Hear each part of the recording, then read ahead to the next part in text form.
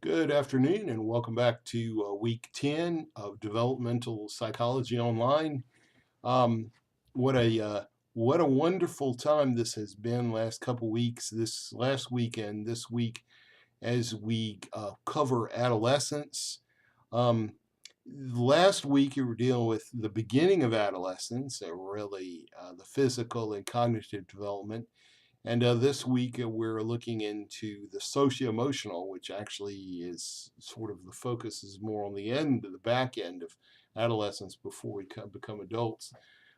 So I invite you this week as you contemplate adolescence to consider what is it that we look to in order to define ourselves? How do we develop our identity?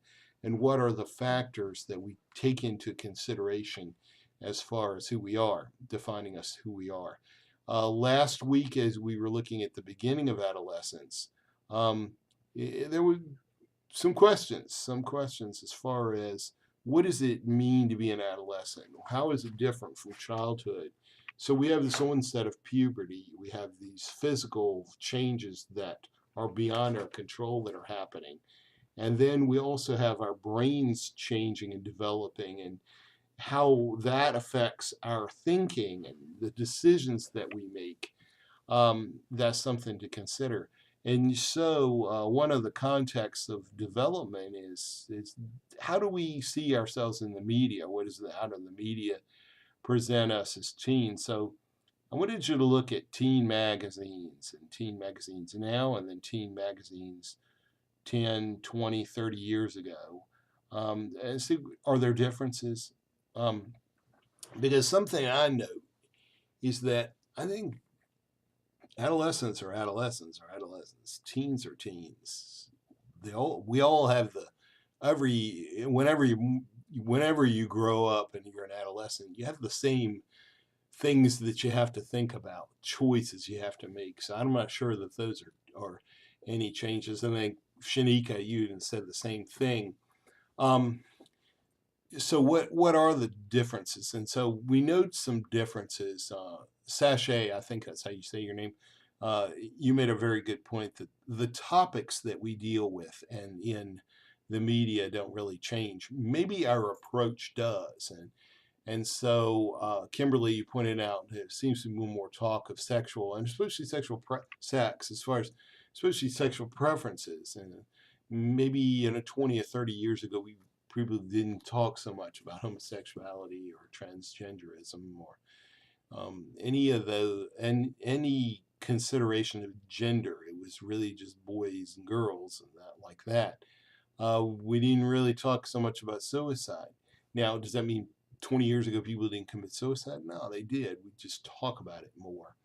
Um, Candace pointed out you had an interesting observation that it seems like now the focus is so much on looks and popularity. And so this question is, 20, 30 years ago, do people not care about it? Looks? No, we did, but we also probably talked more about character issues. We do talk about character issues nowadays, but now is maybe this artificial idea about who we're supposed to be. Um, that is going to be generational. That's going to be largely an environmental effect. And so you're going to see over the course of your life that those kinds of things change. How is it that we define ourselves? Now, it is part of the identity process to identify sexual preferences. Maybe 20 or 30 years ago, those were kind of held on the down low, or that's why we talk about people being in the closet and coming out of the closet and things like that. Nowadays, we probably don't talk so much about personal beliefs in terms of people's religious and spiritual foundation, where 20 or 30 years ago we might have talked about that more. Um, I don't think the teenagers have changed as much as what's in the media changes. How are they how are they communicating, like in films and TV shows and stuff like that? That changes. So anyway, thank you for wrestling with these subjects with me, and thank you for participating in these discussions. There's so much wonderful work that you're doing in your quizzes and all, and so I hope you have a great week 10, and I'll see you next week, and take care of yourselves.